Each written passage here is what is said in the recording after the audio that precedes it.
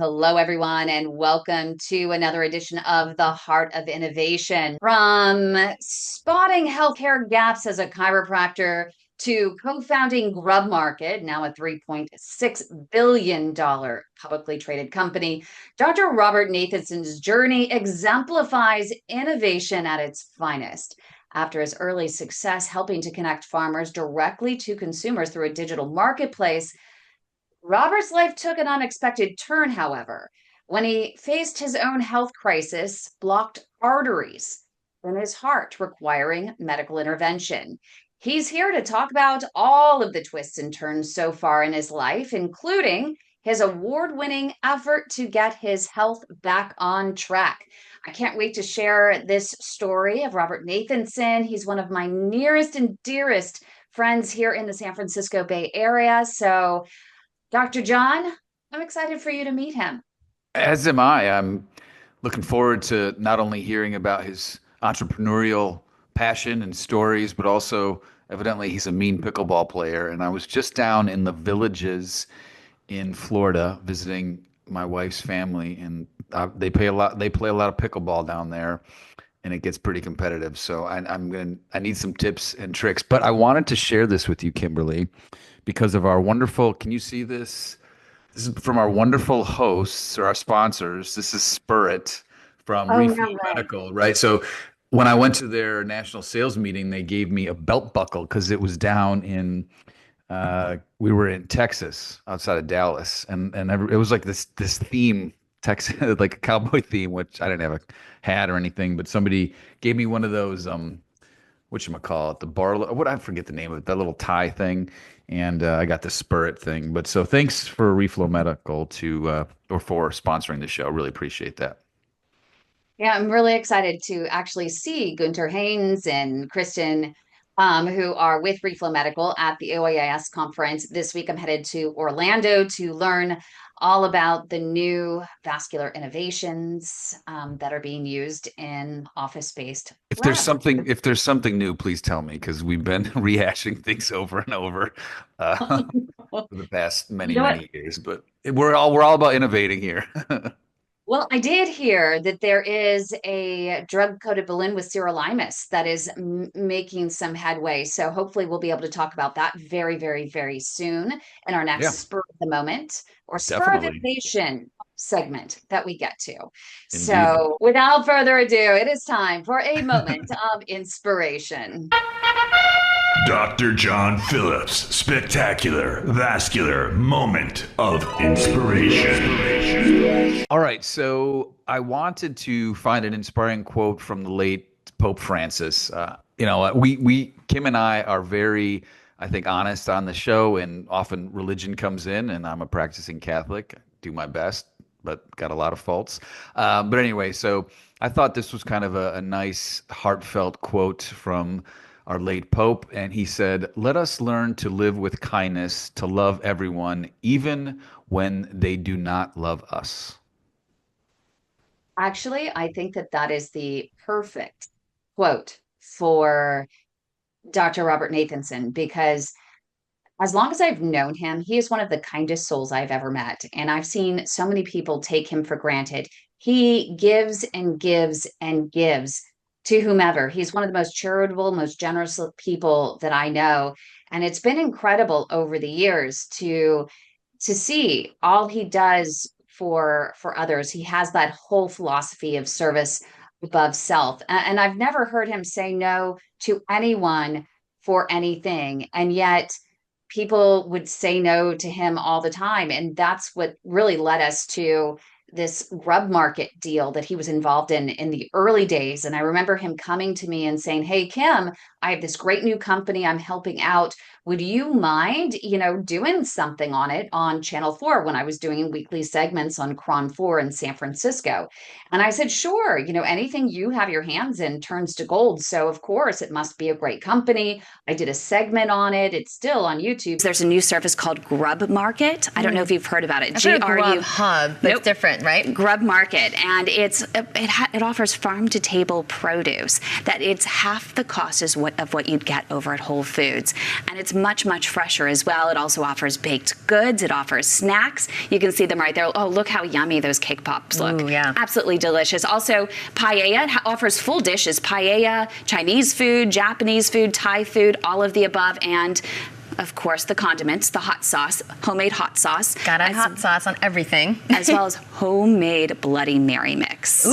And, fast forward, when this company went public, Robert was really there in the early days helping them. They were like, oh, hey, yeah, all your help. Wait, who are you? How did you help us? And they wanted to renege on everything they promised him. But ultimately, he won in the end. And I can say that, Robert. And the company's now worth $3.6 billion and it's publicly traded. And I do attribute a lot of that to, Robert pounding the pavement in the very early days, right, Robert? Yeah, you are right. And I mean, I was always told to do as you say and say as you do. And I'm very passionate about, making things better. I mean, that's what I just brought up on. And that's what I went into the profession of chiropractic, is about do unto others as they would do to you. And I was there for the patient. I wasn't there for myself. If they came in with a problem, my job was to take care of them and find out what was the root cause of why they're coming in, right? Kind of like my heart, right? Why is my heart, being blocked or the arteries being calcified? What's going on? And I attribute it obviously to genetics, but also a little bit to diet. But going back to giving, that's all I know is just make things great. And if you make things great, people will come and enjoy it. And hopefully, the cream rises to the top. And sometimes obviously it doesn't. They say the nice people always finish last, but obviously in this case, I don't believe that. Yeah, I don't believe that, obviously in this case, I did okay. And now I'm like enjoying my life. I'm playing lots of pickleball, coming from the tennis community and the tennis family. I played in college and really enjoyed tennis. And so now that I'm in my 50s, my body doesn't move as fast. So I'm able to enjoy this new sport called pickleball, and I feel like a kid again. So it's great. It's fantastic. And coming up next, right here on the Heart of Innovation, we're going to dive a little bit deeper into Robert Nathanson's story. So stay with us right here on the Heart of Innovation on KDOW. Don't go away. How many procedures are you willing to go through? Is it worth going through that many, or would you rather just step That's funny. Was it worth it? Oh yeah, I have my leg, man. Amputation should absolutely, positively, 100% never be a first-line treatment. What an incredible operation, what an incredible lab you have here. Without a doubt, we're underdiagnosing peripheral arterial disease. It has not gotten the attention that it should because it is a killing disease, it is a disabling disease, and most importantly, it's a disease that we now have great treatments for. Okay, let's go to the next one. They were going to amputate it, and I needed to consult with my family. Did I want it off here or here? You're just shocked. It's scary. I don't even know how to explain it. You're 42 years old. We're waiting till people are at the end of the spectrum and almost beyond hope. There is good care available here. Closed minds are what we have to get rid of. Hi, everyone. Welcome back to the Heart of Innovation. Today, we have a very special guest, a very special friend of mine, Dr. Robert Nathanson. We go way, way, way, way back. We were involved in an organization here in Silicon Valley called Hack Cancer, where a great group of friends, Steve Chen and Anju and Neil, and oh my goodness, we had this great group of people that got together to try and raise money for the Leukemia Lymphoma Society. And as part of that, we had it was a tech hackathon, and I was one of the hosts of it. And Robert was one of the competitors, and he ended up winning this Hack Cancer hackathon. And it was with Grub Market. Can you bring us back to that moment of the very earliest times of that company? Yeah, well, there was just two of us that started the company. We wanted to go out and make deliveries faster. And the one thing we were focusing on was farmers markets. And so the first week I went into a farmers market and I asked, how many pounds of cherries do you sell in a week or a weekend?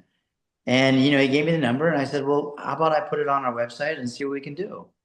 And the first weekend we sold 400 pounds of cherries. And from there, that validated that, wow, there's a need and an ease of ordering something online and having it delivered to your doorstep within 24 to 48 hours. That was kind of like the Amazon of farmers markets. And I'm like, this could be huge. So I really, spent time and energy and focused on that and met every farmer I could meet and say, look, let's put you on our website. So it's kind of cool. But again, I see a problem in nature and try to fix it. Just like with everything else that I've done, with the exception of my heart. What was the catalyst for you when you went from being a chiropractor, though? You said, I don't want any more of this, and you got into the entrepreneurial world. Yeah, well, in chiropractic, there's only so many, people you can see in one day. And I got frustrated with the insurance companies dictating what they were going to pay and what they weren't going to pay. And so there's got to be a better way. At the time, Open Table was going IPO. So I said, why isn't there an open table for doctors? So I went to GoDaddy and got the URL Open Treatment and was able to patent all this cool technology around intake forms and insurance verification. So that's what I did. And I built a company called Open Treatment, went to some hospital groups out of Vegas called Universal Health Services. They have hospitals all over the country and they love the idea so much. We patented something called ER wait times on our application.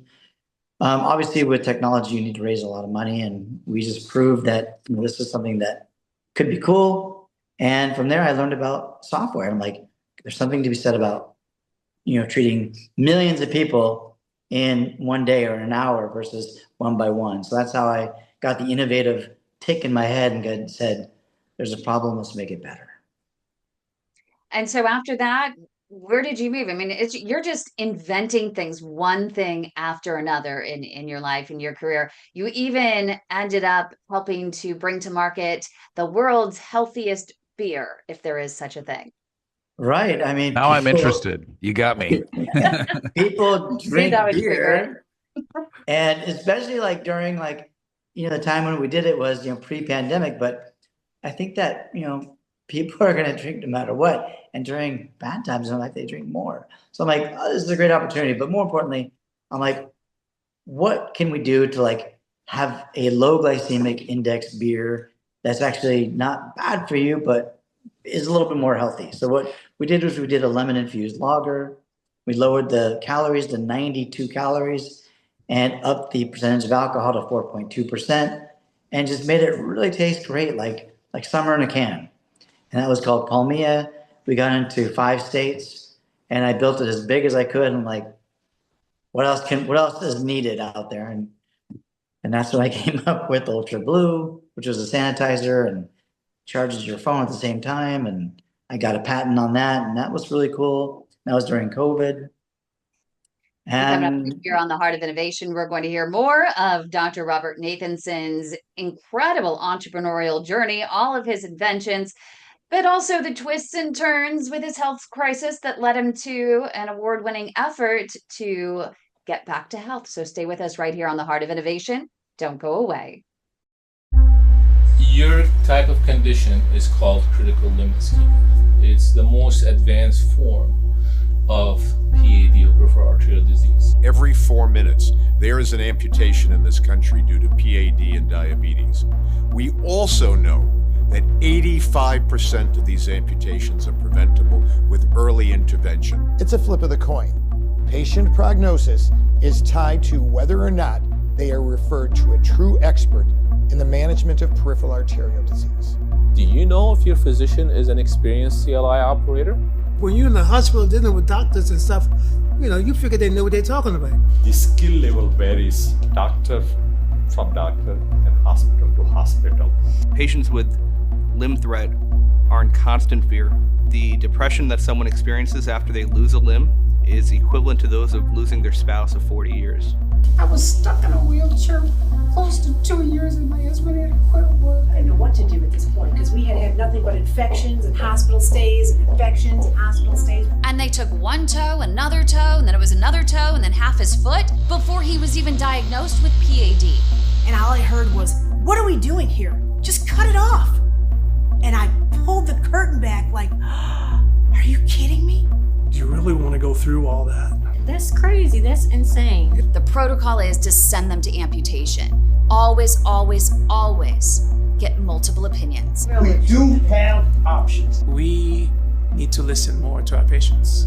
If you're going to chop off their leg anyway, why not just let someone else try? This is the progression. First comes the wounds, and then comes an amputation.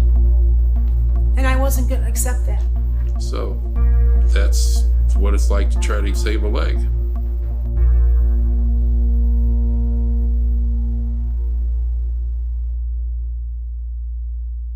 Welcome back, everybody. Thanks for joining us. You know, I was thinking, Kim, you do a much better intro than I do, and a bring back and an exit. So I've really got to step up my game. But nonetheless, as I digress, we're having a fantastic conversation with what sounds like one of Kim's great friends, Robert Nathanson. And so, Robert, tell me, obviously you're an inventor, you're inspired, but you also have coronary artery disease.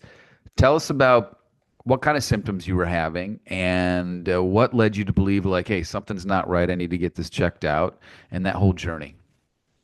Yeah, I was traveling to New York, and I just felt something not right.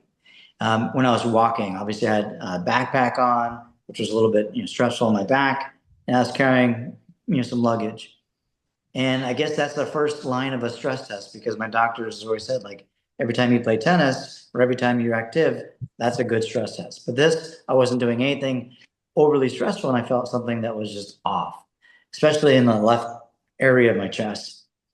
And when I landed, and I think I was fine. And then again, I was walking and just something didn't feel right. So I immediately took 2 children's aspirin as a precaution. And when I came home, I did a stress test with my doctor, my dad's doctor, who also has a few stents in his heart. I said, "Okay, thanks a lot, Dad. Look like this might be somewhat genetic as well." Anyways, long story short, I did a stress test, and they did an EKG on me and said, "Yeah, something doesn't look right. Let's have you come in tomorrow.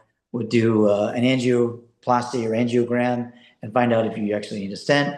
They looked in there; it was 85% blocked, and they took images, and then they put the stent in. They took more images and said, "All right, we're done." And that whole process was about 20 minutes, which was just like, the technology today is incredible, because I was in and out, and I felt like, "All right, I'm great. I can go home now." And they're like, no, you got to stay overnight just to monitor you. And since then, I've been feeling great. I've been eating probably a little better, less red meat, which the doctor told me to do. And he put me on a statin. And besides that, I've been just playing more pickleball, because they said, as long as you keep exercising. But you were always an avid exerciser. Did you know prior to this that did you have any indication that you had heart disease? Or is this something that you were keeping an eye on basically because you knew your dad had it? And then along with that, did your dad get diagnosed when he was in his 50s? No, my dad's first diagnosis, I think, was, just feeling something off. And so, and unfortunately in heart disease, or having a heart attack or something happening, the first line is symptoms, right? So like in your car, if a red light goes on, you want to get it checked. So obviously for me, the best thing to do was to get it checked immediately. And thankfully I came in early enough, and they were able to, But did you know did you know you had heart disease before that, or that was your first indication? No, I mean, that's really rare. That's rare, isn't it, Dr. Phillips? That, I mean, he notices there's something, and he goes straight to a cardiologist and says, "Hey, something's not right here." Well, I mean, there's a couple of things, because if I heard you correctly, Robert, you exercised regularly. I've had several patients. In fact, I had one in my CrossFit gym who's a great guy. Like, he was doing CrossFit with us, which is really intense. I mean, your heart rate's going up, and I mean, you're kind of pushing yourself to the limit sometimes. He didn't have symptoms then. He had them when he was swimming, which a lot of us, and I always say this to our patients, like, not everybody reads our textbooks in the setting of, hey, you're going to have substernal chest discomfort that radiates to your jaw and down your arm that goes away with rest or whatever. But the fact that he knew something wasn't right, was able to get to a medical professional who then took the next steps. Did it save his life? I don't know, but nonetheless, it sounds like it was done. He got excellent care and he's doing well. And I will say one more thing, and if I'm hearing you correctly as well, Robert, you changed your lifestyle a little bit, and that is really key. And that's something we always try to, impart upon our listeners. You have a diagnosis of something. This is a progressive disease. You have to change what you're doing, even if it's small steps, eating differently, exercising more regularly, taking your medication, stop smoking, all that good stuff. And so kudos to you for continuing, to kind of live that lifestyle. Yeah, thank you. I mean, you got to change. I mean, if you don't change, you're going to go down the same path. And was your dad diagnosed in his 50s, or was that later when he discovered his? I think he was in his 60s. Okay, so so I fairly got young lucky and I don't know why. and caught it early. But Yeah. it seems the biggest factor for you, because I always knew you playing tennis all the time, all the time. Really for you was at that point, you said it was diet that it came down to for you, but also does high cholesterol run in your family? Is that one of the issues? Yeah, my mom definitely has the side of the heart disease, and dad. So thanks to both of them.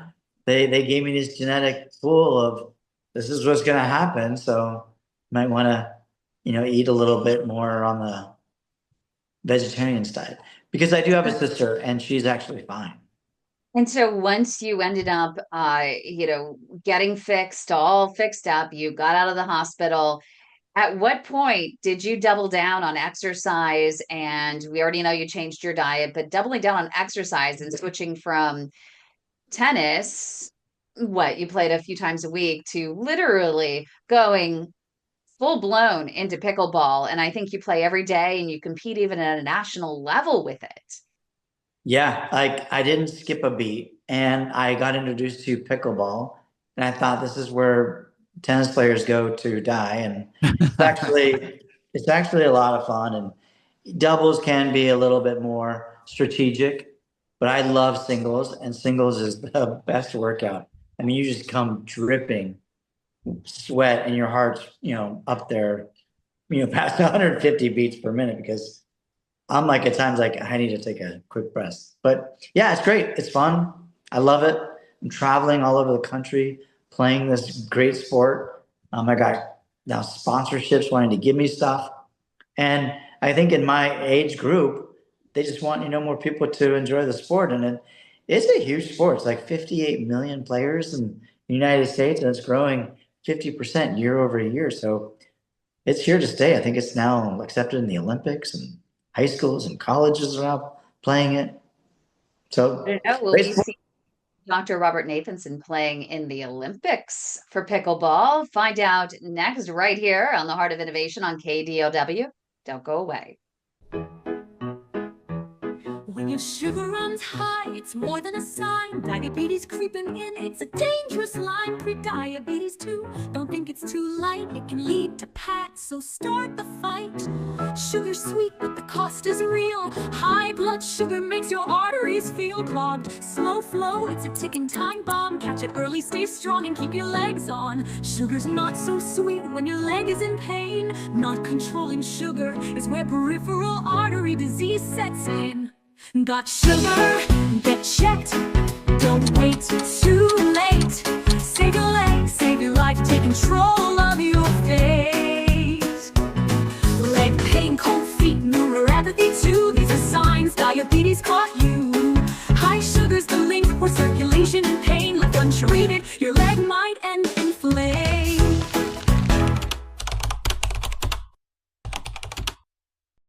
So we're back and we're talking pickleball, which is a sport that is new to me, but very interesting. And like you said, Robert, upwards of 60 million people are playing it. So now Kim wants to get into your inventions, and we got to get into how your heart's doing. But let's get serious. What is pickleball? And how did you get involved in it as opposed to just saying, I'm just going to keep playing tennis? Well, pickleball is a smaller court of tennis. In my humble opinion, it's tennis just in a smaller court. But if you played ping pong, if you played other hand-eye coordination sports, you'll be better at it. And it's made with you play with the wiffle ball like this. Now, what's special about your wiffle ball? This is actually one of the wiffle balls that I invented because I just didn't like all these other balls that were in the market. Here's one by Franklin, but as you can see, it's just destroyed. So these balls, they crack easily, they lose the shape easily. And I'm like, I got to make a ball that's not going to crack and not lose its shape. Now, you So always have to make sure when you invent something, it has to meet the specs of a 100%. major league, right? So you got the specs and you were able to create something around that. Yeah, no, I went to the USA Pickleball approved certified manufacturing plant and I said, I want to make a better ball.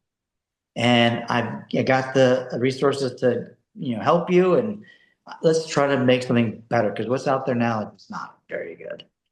So I created this called the Airbender Pro. and I reached out to a bunch of my buddies now that play and I'm like, I need a good name for the ball. And so I was like, Pro Drive, Pro, everything Smash. And there, one guy said, I like Airbender. So I went and trademarked the name and made samples and went through like 4 iterations of samples before I said, this is the one that's perfect. And like I said, it meets all the criteria for USA Pickleball, which is an organization, and it's certified, and we're now selling them, and people love them. How do you buy this ball? You can buy it on our website at getairbenderpro.com, or it's sold on walmart.com or amazon.com, or today we just put it in the Brad Gilbert shop in Corte Madera, or near Corte Madera. He's got his own tennis shop with now pickleball. And Brad Gilbert is an idol of mine from tennis days. And I met him and his wife, and they're like, of course, we'd love to have your ball. It sounds like a great ball. And I gave them samples, and they're like, yeah, this is fantastic. Now, is this something that we're gonna see as the official ball of USA Pickleball at some point?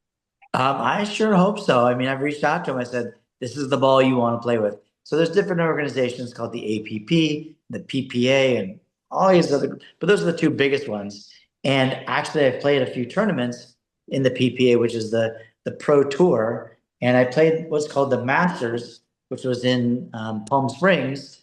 And I won the Triple Crown, which is the biggest title you could win in pickleball, which is awesome. I was playing right next to Ann-Lee Waters, Ben Johns, which are all top, the #1 in the world. Obviously, I played in the senior division. And it's so much fun. And they just did a new study that if you play a pickleball or any, sport that involves a racket, you'll live 10 years longer. So I'm like, sign me up. Well, so that was play pickleball like Forrest Gump plays ping pong. Yeah, I was going to say, but that motivates you because of your coronary artery disease, 100%. which we know is a progressive disease, to push it back up against the wall and keep fighting. And that is what I think is really important to emphasize to our listeners. Just because you have this diagnosis doesn't mean you throw the towel in. In fact, you get your towel soaked with your sweat because you're working so hard playing pickleball, right? Yeah, 100%. And I think it's like just the drive, and in life, you have to have drive to live. And I don't have kids. So my drive is, my niece and my nephew, my sister, and pickleball. And obviously, all the other, important people in my life. I got engaged. And so it's just all about, giving back to community and living your life the fullest you can, eating right, playing a sport that you enjoy. And if it makes you feel good with all those endorphins, keep playing. And it seems our YouTube producer, I love what he says in chat, competition is the king of longevity. I think that that's definitely true in your case. And he's wondering about what's next for you in terms of inventing. Is it the racket? Is it the shoe technology? What are we looking at for you to continue to turn this sport into something that is going to be the next big thing? The next big thing, well, I did invent a new polarized sunglass, and that comes out next week. And it's incredible because what you see is obviously important. And I love, like I said, I love seeing a problem, and I'm curious enough to make it a change. Let's talk about that a little bit. So a lot of people, I'm one of them, you get an idea, right? And talk is cheap. So you take things pretty quickly to the next level. Now, I don't know if you have the capacity to actually make a pickleball or sunglasses, but you must be connected with people that can kind of get you to where you need to be, and obviously that takes some funding. But so walk us through, like, okay, you had the idea to have new polarized sunglasses. Like, how do you get from step point A to point Z? Because there's a lot of, you got to connect those dots, right? Yeah, well, the most important thing is curiosity, right? You got to be curious on how things work. And when you do that, you research it, and you research what things are made out of, and what kind of molds are needed to create it. And obviously, yeah, there are already, people making sunglasses, so the molds already exist. But now what about the materials? What materials are they using? Are they using the highest grade polymers or polyethylene? What goes into a sunglass or a pickleball that is, makes it a pickleball? And what makes it weak? What makes it strong? So you got to obviously go through a lot of testing. And that's what I did with both the sunglasses and the pickleball, and with this other device, which is a sanitizer with the UV lights. I think the most important thing is to do your research and see what's already been built, what's already out there. Because if you're going to create something, you got to create something a little different, right? You got to make it what makes it so unique. And so if you make something unique and people want it, I think it'll do okay. Have you had some great mentors though that are inventors that have taught you the ropes? Because you have to know how to even get started and the right questions to ask, and just even knowing that you need to find the molds that are out there and available, that's not knowledge for everybody. Yeah, well, no, I mean, again, thanks to my father and my mother. My dad was an entrepreneur as well, and created jeans back in the 60s and 70s, and kind of termed the name Stonewash. And he made millions of pairs of jeans. Even the Gap said, look, we sell Levi's. I understand you're manufacturing Levi's. Can you make us a jean? The Gap, here, there in San Francisco. My dad's like, of course I can. And so he manufactured Gap's first jean. And with that being said, as you know, Maurice Kambar was a neighbor of mine, and he had 55 patents, of which more of them flopped than not, but one did okay, and it was Sky Vodka. And he wanted to invent a vodka that didn't give people headaches. And so he researched vodka and what was causing people to have headaches, and did it. And he was called Congeners. And so he taught me a lot about, lessons of entrepreneurship. And speaking of Maurice Kambar, he also created the lint remover. So if you've ever had one of those little lint removers that you, yeah. Oh, that really? was his. Yeah, I have one of his original. So it's pretty incredible. Coming up right here on the Heart of Innovation. This is such a fun conversation. So blessed to have Dr. Robert Nathanson here with us. Stay with us for the rest of the story. Don't go away. Paul Harvey.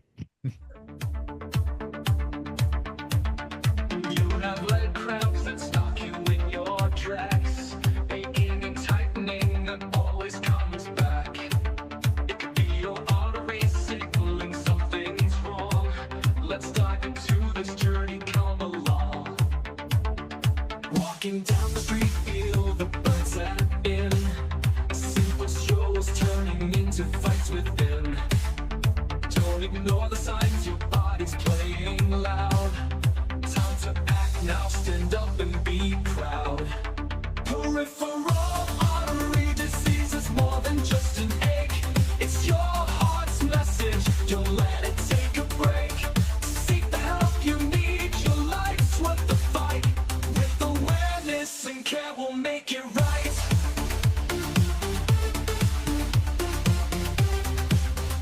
So unfortunately, this wonderful conversation has to end. We have about 4 minutes left with Robert. During the break, we were just talking about, your motivation to stay healthy. Obviously, pickleball plays a large role in that. But you talked about prevention. Like you said, it sounds like you got one stent and one stent is enough. What are you going to do moving forward that is going to help prevent you from having more procedures or more symptoms? Because you said you don't like having symptoms. You're doing everything you can. Are you gonna invent a new drug for us or a new stent or Oh, something? there you go. Yeah. I'm just kidding. No, What do you Yeah, think, Robert? no. I think the number one killer in the United States is stress. And to prevent me from having any stresses, I've got to do things that I love to do. And Amen. by doing that, I think that is the number one reason why people have a lot of the problems that they have is they have too much stress in their life, whether it be physical stress, emotional stress, financial stress, chemical stress, environmental stress. If you can limit that, I think you can live a longer life. So yeah, I'm trying to cut back sugar and red meat. And right now, I mean, again, before you have symptoms, you feel great. I feel great now, and I want to continue to stay great. So I'm gonna do everything I can to keep going. Have you had a CT angiogram or any other extensive diagnostic since you had the angiogram, since you've doubled down on pickleball and you're sweating away out there on the court winning all of these competitions? No, I go in every now once a year to see my doctor, and he looks at my heart and looks at my weight and makes sure that, my weight is under control. And he says I still would like to lose a few weight pounds, but I do enjoy, seconds. But yeah, I wanna live as long as I can. So I think exercise and diet is up there. Well, life's all about moderation, so seconds are okay, just smaller portions. But what's the next? So tell me about your sunglasses. When can we where can we find these? So And your they're shoes. on my website, getairbenderpro.com.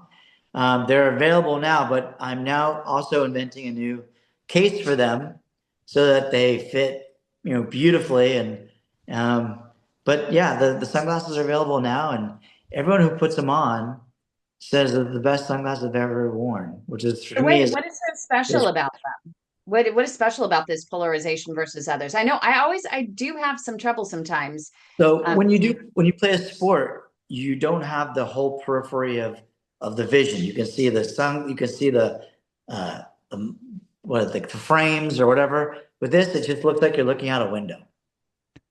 Are these specific for pickleball or just in general? No, it's specific for life, just to enjoy. Nice. But they're super lightweight and they don't fall off your head. And I mean, I would just say recommend trying them. I mean, the price was right. If you don't like them, I'll send you another pair or send you some pickleballs so you can play Nice. pickleball. as we end up running out of time here, where can they follow you on Instagram stories? On my personal Instagram is my name, Robert Nathanson SF, and the Instagram of the website is just at Airbender Pro. And I'm Robert Nathanson, and it's been a great pleasure having me on your show. And hopefully we can do this again with some more cool stuff. We would love that. We would love to have you back. Definitely. You're incredible. We really appreciate you, Dr. Robert Nathanson. Thank you so much. We wish you the best and keep us up to date on your next big achievements and milestones. You got it. To my big Thank you, heart. sir.